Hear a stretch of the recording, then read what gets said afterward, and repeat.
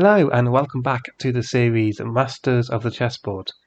In this series we are going through the famous book by Richard Reti, Masters of the Chessboard, looking at each of the games in that book one at a time and Reti's analysis of those games.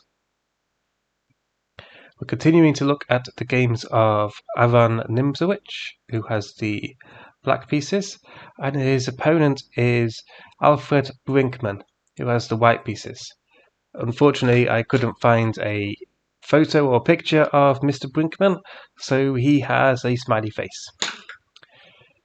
Now the game started off with e4, knight c6 going into the Nimzowitsch defense. The knight develops attacking d4. The e4 pawn is the e pawn is no longer able to defend d4, so this square is a little bit weak. So the knight develops to c6, attacking d4. Now the initial continuation which Reti gives is if you play something like d4, then d5 could come, continuing to try and attack this d4 pawn, because after d takes e4 there will then be two attackers on this pawn. Now Reti comments that there's a couple of options. There's a couple of options for white in this position. e5 could be one option, in which case the most common continuation is is bishop f5. However, Nimzowitsch had actually recommended f6 a few times, believing that after bishop to d3 this check with a bishop taking here is relatively harmless, because you've also got ideas of knight takes d4 and then knight takes c2 check. And obviously if the queen and bishop are over here, then they're not able to defend this weak c2 pawn. But bishop f5 was perhaps the more common continuation here, getting the bishop outside of the pawn chain. He also commented that there was a few different opinions about how to continue in this position. So after d4, d5, he said that Lasker's recommendation was knight to c3, and then after d takes e4, bishop to b5, pinning the knight.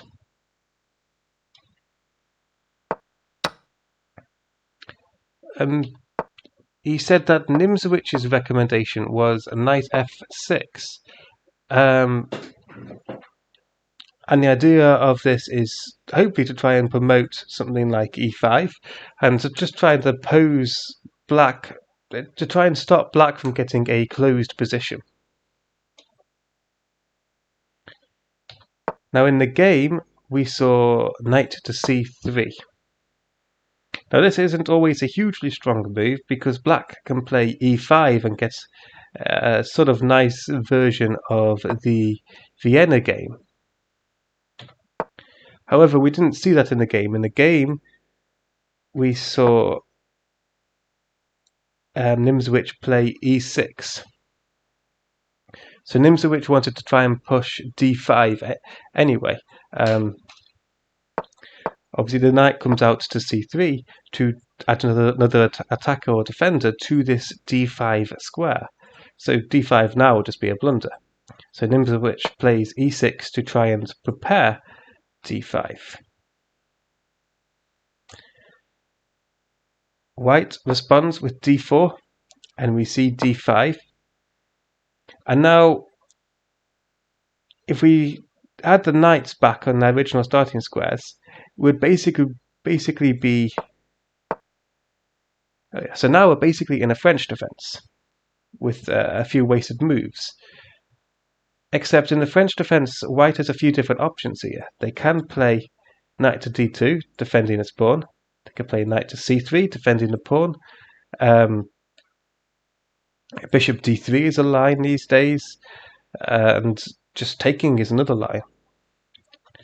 However, with the knights on here, white is able to more confidently push e5. In the French defense, in this position, white may not be as confident to push e5, because after e5, black's able to undermine both of these pawns with c5 and f6. So white is gaining more space, but black is able to sort of strike back and try and get rid of white's space advantage. However, in this position, Reti comments that white can more freely push e5 because black has no c5 pawn break. So white's centre is quite a bit more secure. Now here, Nimzowitsch replies knight g to e7. We have knight f3, b6, attending the development of the bishop to b7 or a6, and knight e2. And this was a little bit of a mistake according to Reti. He comments that this move allows bishop a6, which Nimzowitsch played.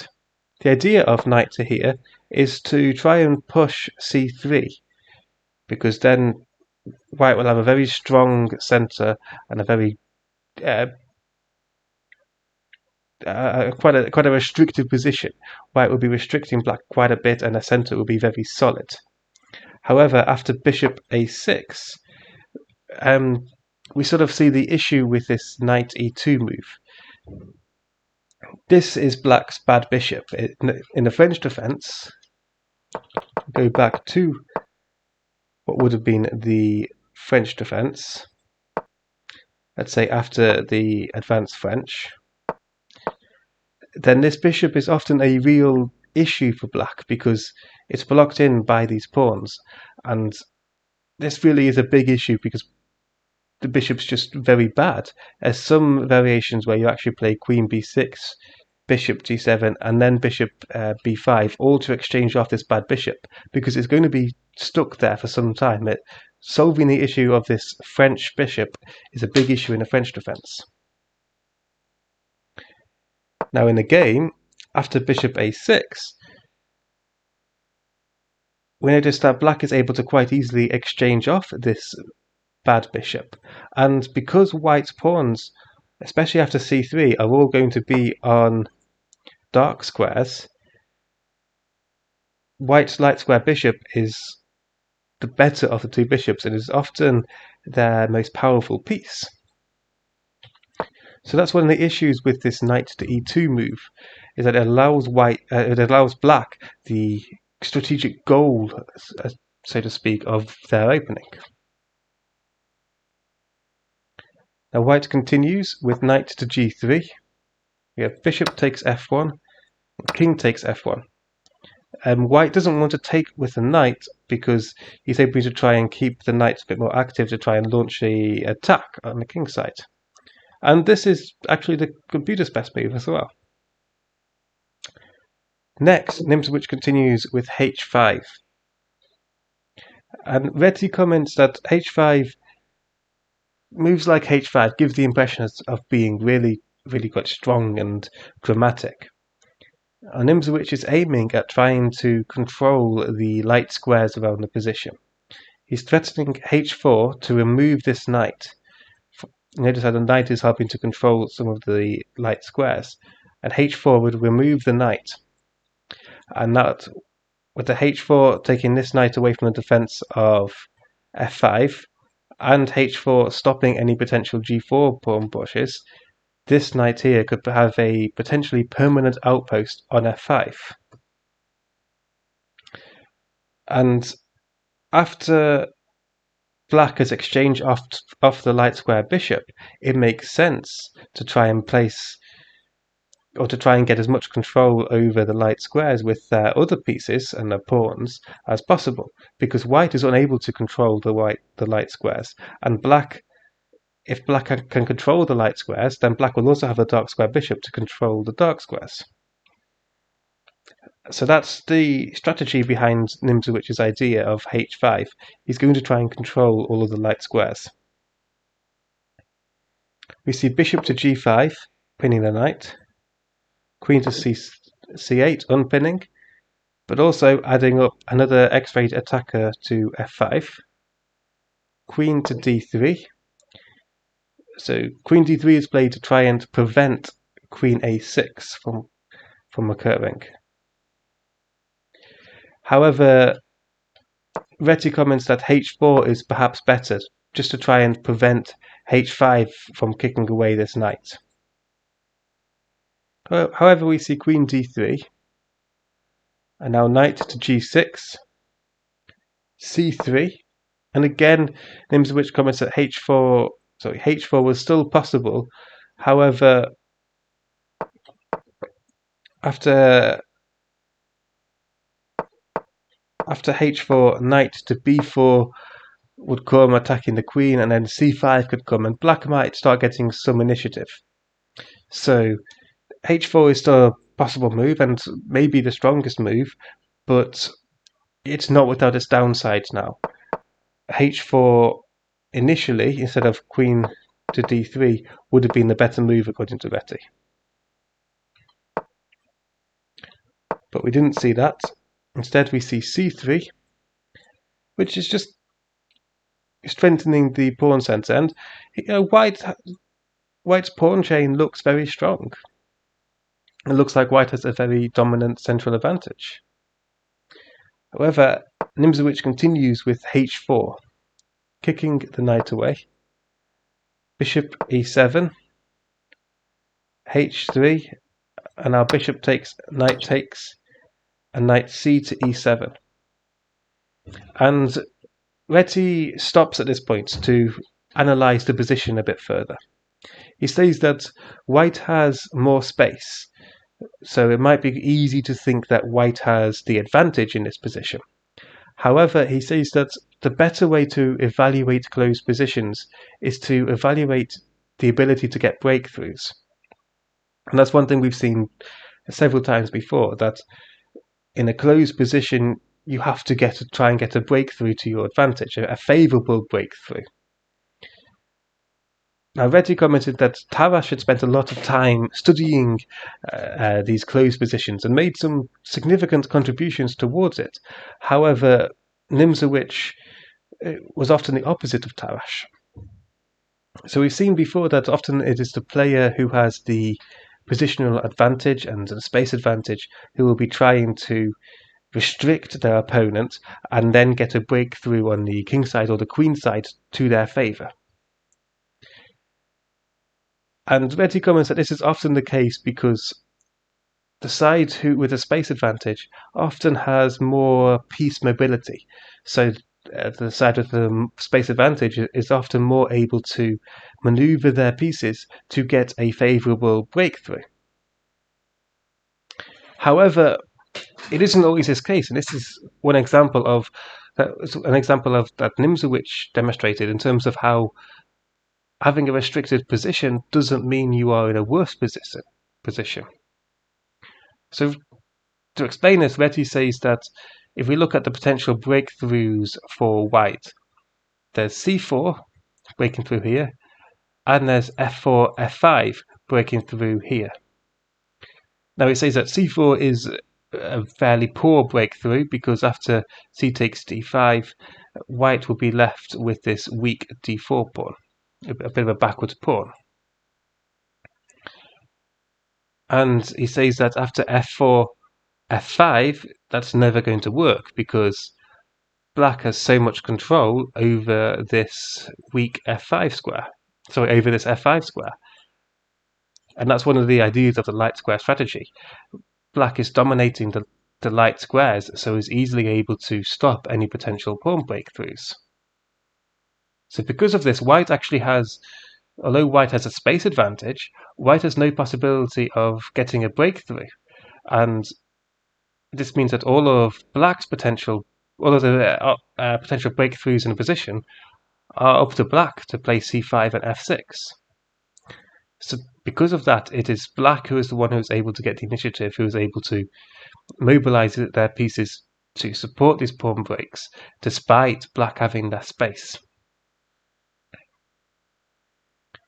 Now here we see King G1 played, and f6, going for the first pawn break. See Knight f3, retreating, Queen to d7, King h2, so White's castled by hand. c5, and now black has achieved what they wanted to achieve. So black's got the 2 pawn breakthroughs here. Now here, white plays c4. And Reti comments that this isn't really that good a move. However, he says that white is realizing that black is getting the breakthroughs they want, and that white has to do something to stop essentially being crushed by black just gaining constant gradual advantages. So he plays c4. So Reti is semi-complimentary of this move. I think he sees that it's not the strongest move. However, it's perhaps white's best chance at getting some form of counterplay, even though it's probably got more downsides than upsides, which is an interesting way to think of it. Now Nimzowitsch responded with queen c7. We have c takes d5, c4, an intermediate move attacking the queen, queen to c2, and e takes d5. So we see why this c4 move was made, to essentially get this nice little stronger center here. We have rook h to e1, short castles, knight to c3, f takes e5, knight takes e5, knight takes e5, d takes e5, and now d4. So after all of these exchanges, we notice that white has got this advanced pawn here, or a passed pawn as well, and potential knight outposts on d6. However, black has the stronger mass of pawns that are a bit more advanced, and they're able to advance a bit further with a tempo, advance quite fast. Here we see knight to b5, queen to c5, knight to d6, gaining this outpost, d3, pushing the pawn. And Reti comments that b5 might be a logical move, just trying to keep the mass of pawns intact. However, he says that after queen d2, white might be able to start getting an offensive with the queen on the queen side, on the king side, especially with this knight here. So because of that, Nimzowitsch played a d3, attacking the queen. We see queen takes c4, queen takes c4, knight takes c4. So Nimzowitsch gave up one of these pawns. However, he's sort of trading these pawns for the f2 pawn and to try and get a rook on the 7th rank. Now we then saw rook a to d1, stopping this pawn. Rook to c8, knight to e3, rook to d8, knight back to c4, and now we see knight to f5. Now Nimzowitsch wants to play b5, kicking this knight away. This knight's obviously controlling d2, so he doesn't want this knight there. So he wants to play b5. However, after b5, knight d6 will be very annoying. It's cutting off the line of the rook from here, and it's just obviously the knight on d6 is very strong. So instead, Nimzowitsch plays knight f5 first, controlling this d6 square. We now see a4, and here Reti comments that Nimzowitsch had planned after e6 a nice little move, rook d2, rook e2, because after perhaps rook takes d3, rook takes e1, rook takes d8 check, king h7, black's threat is now knight to g3, followed by rook h1 mate, and there's no way to stop this.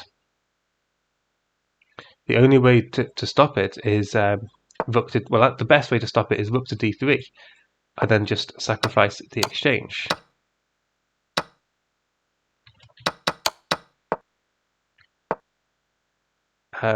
If they tried something like g4 perhaps, you can just take en passant, with the knight defending. The same thing would have happened if g3, you just take the pawn.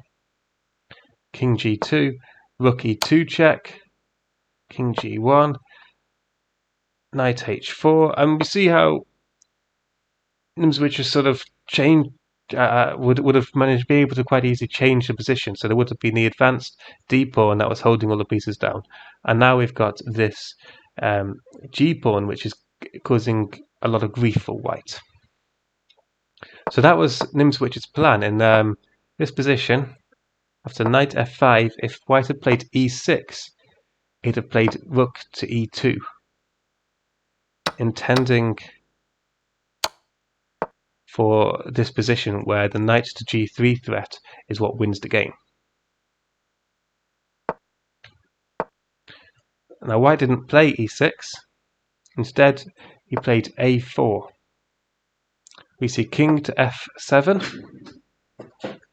rook to e4, rook to e2. Now if rook takes, rook e1 is forced. Obviously if you take here, black will just queen, so rook e1 is practically forced. However, after rook d1, inviting an exchange because then you get a queen, rook takes e2, knight to g3, again mate is unstoppable. This knight g3 maneuver we keep seeing over and over again.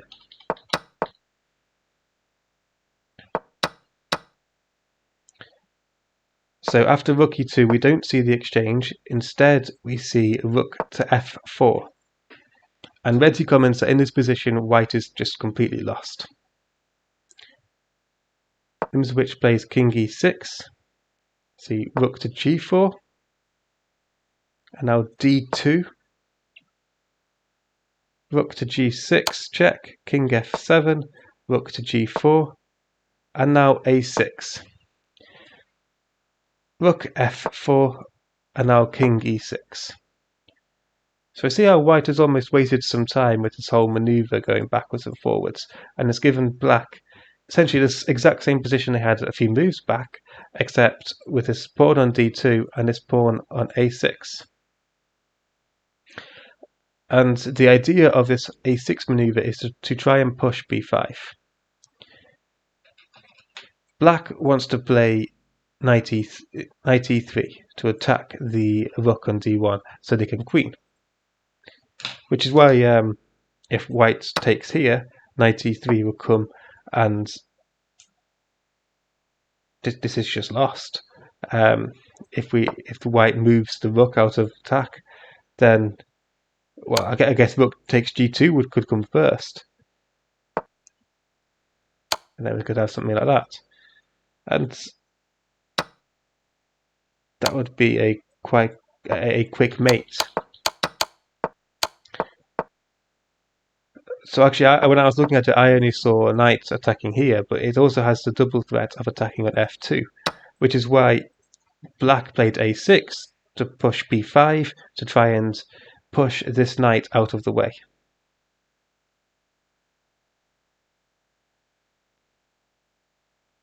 And so in the game we see knight to knight to d6. However, after knight to e3, with the threat of rook takes g2 and knight takes here, white resigns because the position is simply lost. So that was game number 46, the last where Nimzowitsch is the master in question. The next person being Milan Vidmar. And it was a bit of a different game this time, sort of showing how it sort of shows how to try and get breakthroughs and get an advantageous position from when you are more restricted. But it also, I think, shows the importance of reserving the breakthroughs if you are restricting someone else. So in the main position, in this position where we discussed it, if white had the option of trying to get these potential breakthroughs, then white may well have been a bit better, because white would have had more space and would have been able to break through favourably. However, here white has more space and is restricting black slightly, but they can't use that advantage because they have no breakthroughs, whereas black is able to break through when they want to break through. So it's an interesting position, actually, a different one to the ones we've looked at. And the last game of Nimzowitsch. So with that, if you like this video, please do like, comment and subscribe, and I hope to see you next time. Thank you for watching.